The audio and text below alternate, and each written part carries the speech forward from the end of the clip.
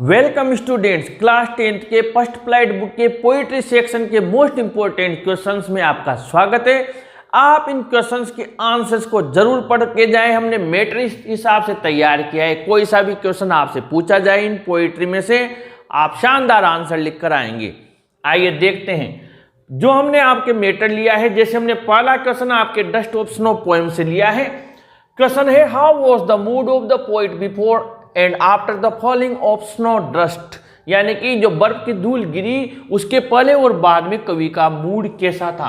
इसका आंसर हमने लिखा है, लेकिन ये आंसर केवल मात्र इसी क्वेश्चन का नहीं है, बल्कि इसमें से कई सारे क्वेश्चंस आपके बन रहे हैं इस आंसर से, यानी कि उन कई सारे क्वेश्चंस का एक ही आंसर है। The poet was in sad mood, कवि दुखी मूड में था। Before the crow shook down on him, यानी कि कवि का मूड कैसा था जब कौवे ने वो जो पेड़ की डाल हिलाई और उसके ऊपर बर्फ गिराई, उसके पहले कवि का मूड कैसा था, तो सैड यानी दुखी था। The dust of snow from the hemlock tree, यानी कि जो धतूरे का पेड़ था उसके ऊपर से बर्फ की धूल गिराई, उसके पहले कवि कैसे मूड में था, वो सैड मूड में था, ये ध्यान रखें। After that the poet's mood had changed, उसके बाद में कवि का मूड बदल गया। It removed his thoughts and made use of his time, यहाँ पर हम लिख सकते हैं his, it removed his sad thoughts, यहाँ पर हम सैड लिख सकते हैं। It removed his sad thoughts, इससे उसके जो दुखी विचार थे उदासी भरे वो हटा दिए और वो उसका समय बच गया। अब यहाँ पर एक क्वेश्चन और बनता है कि किस प्रकार कवि का दिन बच गया, किस वजह से बचा, कैसे वो आगे अपना काम कर पाया। कोई सा भी क्वेश्चन आ जाए, कौवे ने किस प्रकार उसका समय बचा दिया, डस्ट ऑफ स्नो ने कैसे समय बचा दिया, ये मैटर काम कर जाएगा। अब यहाँ पर इसी डस्ट ऑफ स्नो से आपसे ये पूछा जा सकता है कि क्रो किस चीज का रिप्रेजेंट करता है और हेमलॉक ट्री किस चीज को रिप्रेजेंट करता है।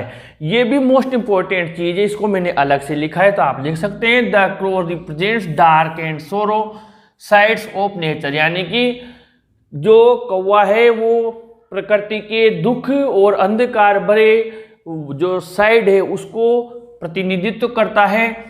और यहाँ पर द हेमलॉक ट्री है वो एक जहरीली जो प्रकृति की साइड है उसको रिप्रेजेंट करता है। डस्ट ऑफ स्नो में आगे है, डस्ट ऑफ स्नो किसे कहते हैं ये भी पूछा जा सकता है, तो आपको ये लिखना है dust of snow is a collection of tiniest particles of snow resting on the upper part of an object, यानी कि बर्फ की धूल, बर्फ के बहुत छोटे छोटे कण होते हैं जो किसी ऑब्जेक्ट किसी वस्तु के ऊपर के हिस्से पर जमा हो जाते हैं। फायर एंड आइस में से हमने एक ही मैटर लिया है, कोई सा भी क्वेश्चन आ जाए ये मैटर आपके बहुत काम आएगा।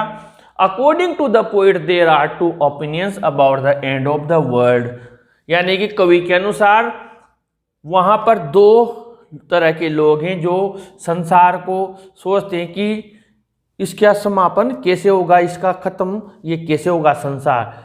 अब यहाँ पर टू ओपिनियंस, अब यहाँ पर आपसे पूछा जा सकता है कि कितने प्रकार के लोग हैं या लोगों का मानना क्या है, कितने तरह से संसार समाप्त हो सकता है। कोई सा भी क्वेश्चन आ जाए तो आपको ये बना सकते, पहली बार में किससे समाप्त होगा, सेकंड बार में कैसे समाप्त होगा।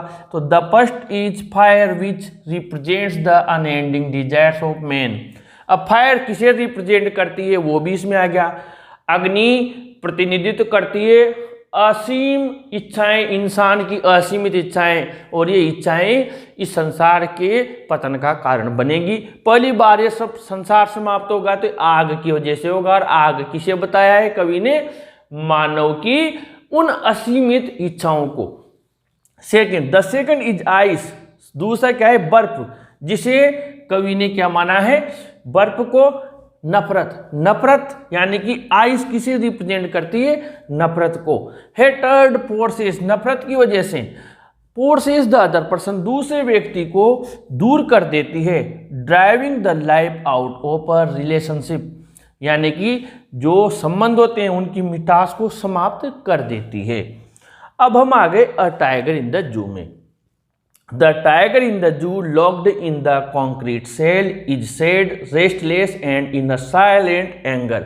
अब आपसे पूछा जाए बाघ कहाँ है, उसकी मनोदशा कैसी है, कैसा फील कर रहा है, कोई सा भी टाइगर से रिलेटेड, उसकी स्थिति से रिलेटेड, तो वो चिड़ियाघर में एक कंक्रीट की कोठरी में बंद कर दिया है, बड़ा ही दुखी है, बेचैन है और दबाए हुए गुस्से में है, यानी गुस्से को साइलेंट कर रखा है, दबा रखा है। The natural power and freedom of the tiger is put behind the bars, उसकी प्राकृतिक ताकत को, स्वतंत्रता को क्या किया है, सलाखों के पीछे बंद कर दिया है।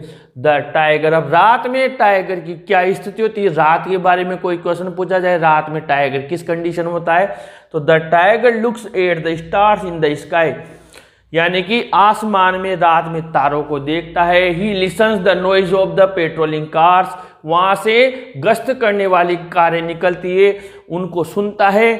फिर हम क्वेश्चन नंबर आपकी जो छठा पॉइंट है यहाँ पर, जिसका क्वेश्चन आपके यहाँ दिया हुआ है, how does a tiger terrorise villages, गांवों को बाघ कैसे डराता है गांव वालों को, इसका भी मोस्ट इंपॉर्टेंट क्वेश्चन है, इसे जरूर पढ़ के जाए। इसे भी tiger lux and snaps near villages during night, यानी रात में वो उन गांवों के आसपास क्या करता है, भटकता है। ही मेक्स लाउड नॉइज, तेज आवाजें निकालता है, एंड शोज, और दिखाता है, वाइट पेंग्स, सफेद दांत, एंड क्लोज, जबड़ों को, टू द विलेजर्स, गांव वालों को, विद द थ्रेट, डराता हुआ। अब इसी में और आगे बढ़ते हैं। इसी में हमने आगे लिया है आपके टाइगर इन द जू में, ये क्वेश्चन है, how does the tiger live in his natural habitat, यानी उसके प्राकृतिक निवास स्थान पर बाघ कैसे रहता है, और इसका अथवा में भी आप पूछा जा सकता है, आंसर एक ही है, how does the tiger get his food in jungle, जंगल में बाघ अपना भोजन कैसे प्राप्त करता है, आंसर है, he hides in long grass near a waterfall, यानी पानी के स्थान के पास में लंबी घास में छिपा रहता है, in order to find plump deer, ताकि वो मोटे ताजे उसको हिरण प्राप्त हो, एज प्रे, शिकार के रूप में। ही लाइक्स, यहाँ पर लाइक्स कर दें, he likes free and nature life, या यहाँ पर हम नेचुरल लाइफ लिख सकते हैं। ही लाइक्स फ्री, वो पसंद करता है स्वतंत्र और प्राकृतिक जीवन को।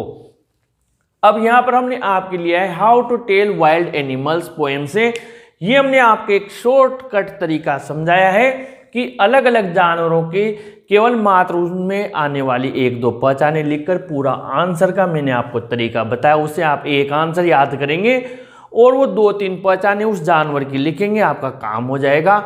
इतना बड़ा आपको जो उस आपकी पोएम है काफ़ी मैटर है, अलग से रटने की जरूरत नहीं पड़ेगी। आइए समझते हैं how to tell wild animals से।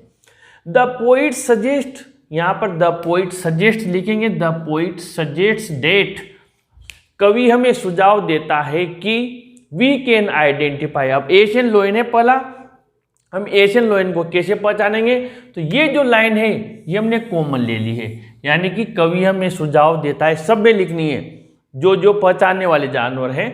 The poet suggest that we can identify, अब यहाँ पर आया एन एशियन लोइन, तो आप यहाँ क्या लिख देंगे, एशियन लोइन।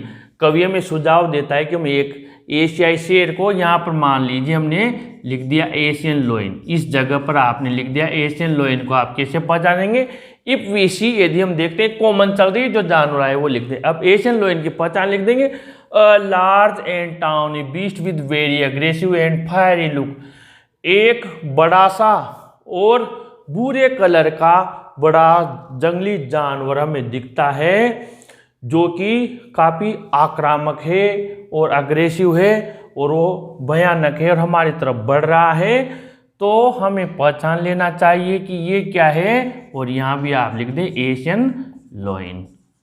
बहुत शानदार तरीका है, देखिए हमने केवल उस जानवर की पहचाने लिखी, बाकी और लाइन्स आपको रटने की जरूरत नहीं है। फिर आगे बढ़ते हैं, यही चीज हमने आगे यहाँ पर ब्लैंक स्पेस में the poet suggest that we can identify, अब यहाँ पर आप क्या है बंगाल टाइगर, तो यहाँ लिखेंगे the poet suggest that we can identify a Bengal tiger if we see, से मैंने आगे बढ़ा दिया, यानी यहाँ तक की लाइन आपको एसी लिखनी है, बस एशियन लोइन की जगह यहाँ पर आपको बंगाल टाइगर लिखना है। एन एनिमल, अगर हम देखते हैं एक जानवर को, अब इसकी पहचाने लिख दी, जिसकी काली धारियाँ हो, ब्लैक स्ट्रिप्स हो, येलो ग्राउंड यानी पीली चमड़ी के ऊपर, और ये चीज़ भी सेम लिख दी विद वेरी एग्रेसिव देखिए एंड फायरी लुक सेम लिख दिया, क्योंकि दोनों ही भयानक जानवर हैं, डरावने हैं। We should be sure that it is, और इस जगह आप क्या लिख देंगे, बंगाल टाइगर। यानी कि ज़्यादा मेहनत की जरूरत नहीं है, बस उनकी पहचान आपको लिखनी है, जो बाघ आया है, जो आपके जानवर आया है। और आगे बढ़ते, अगला आपके है लेपर्ड का। अब लेपर्ड में भी कुछ नहीं करना है, वही चीज़ लिखनी है। The poet suggest that we can identify, और एशियन लायन की जगह आप क्या लिख देंगे, a leopard. If we see, continue करना है, an animal with peppered spot, जिसके की काली मिर्च की जैसे धब्बे हों, क्विक इन जंपिंग, जो उछलने में तेज हो, विद वेरी, और विद वेरी के बाद में आपको वही चीज़ लिखनी है, with very aggressive and fiery look, with very aggressive and fiery look. आपके देख लीजिए, वी शुड बी श्योर पूरा चल रहा है विद वेरी से, यहाँ पर देख लीजिए विद वेरी से, ये विद वेरी से, फिर वापस चल रहा है एग्रेसिव एंड फायरी लुक, वही चल रहा है वी शुड बी श्योर, यहाँ तक आगे डेट इट इज, और इट इज के बाद में आप इस जगह क्या लिख देंगे, लेपर्ड। बस आपको कुछ नहीं किया, इसकी ये पहचाने लिखी, मात्र पेपर्ड स्पॉट और क्विक इन जंपिंग, बाकी और वैसा का वैसा ही मैटर है। इतना बड़ा आंसर तैयार हो रहा है, आपने 2 शब्द याद रखें, इतना बड़ा आंसर तैयार हो रहा है। और आगे बढ़ते हैं अ बियर का, वही the poet suggest that we can identify a bear, फिर वापस हम आगे बढ़ेंगे। If we see an animal, अब इसमें फायरी लुक, ये भी भयानक इसका लुक है। अब यहाँ पर हम देखें, it's hugs you hard to kill, it's prey भी लिख सकते हैं, और इट्स प्रे के मिटाकर आप यहाँ पर टू किल यू भी लिख सकते हैं, क्योंकि हमने यहाँ यू लिख दिया तो हम यहाँ यू लिख देंगे तो ज़्यादा बेटर रहेगा। And it hugs you hard to kill you, ये आपको गले लगाता है बहुत तेज, बहुत टाइटली, ताकि आपको मार दे। तो ये आप समझ जाओ, वी शुड बी श्योर, वापस हम यहाँ क्या लिख देंगे, it is, we should be sure that it is a bear, आप यहाँ क्या लिख देंगे, अ बियर। वही चीज चल रही है, आप देख लीजिए सब में, यहाँ हमने अ बियर लिख दिया। अब ये अ कैमलियन और यहाँ पर क्रोकोडाइल, ये थोड़ा इनसे अलग है, तो मैंने इनका आंसर अलग लिख दिया। जैसे a chameleon can change its colour according to its surroundings, यानी अपने परिवेश के अनुसार इसका रंग बदल लेता है। और आपको ये पूछा जाए कि इसका रंग क्यों बदल लेता है, तो ये आप ये लाइन इसमें प्लस कर सकते हैं। It helps him to save himself from enemies, ये उसे दुश्मनों से बचाने में मदद करता है रंग बदलना। ये लाइन आप इसमें यहाँ पर प्लस कर दें, फिर आगे बढ़ाएं। It looks like lizard inside, ये कैसा नजर आता है, चिपकली के जैसा आकार में। It does not have any years and wings, इसके कान और पंख नहीं होते हैं। उसके बाद में क्रोकोडाइल और hyena, both crocodile and hyena are dangerous, दोनों खतरनाक होते हैं, लकड़बग्गा और मगरमच्छ। Hyena has a smile on the face, hyena के चेहरे पर मुस्कान होती है। And a crocodile comes weeping, और जो मगरमच्छ होता है वो रोता हुआ आता है। दे आर बीस्ट, वो दोनों खतरनाक प्राणी होते हैं। इस प्रकार हमने इनका एक कंटेंट आपके तैयार किया, आप इन्हें जरूर से तैयार करके जाएं, एग्जाम में जरूर आपके इसमें से क्वेश्चन आएंगे और आप आंसर सही करके आएंगे। आप इसे अपने फ्रेंड्स को भी शेयर करें, जरूर लाइक करें और अपने चैनल को भी सब्सक्राइब करें स्टूडेंट्स। Thank you.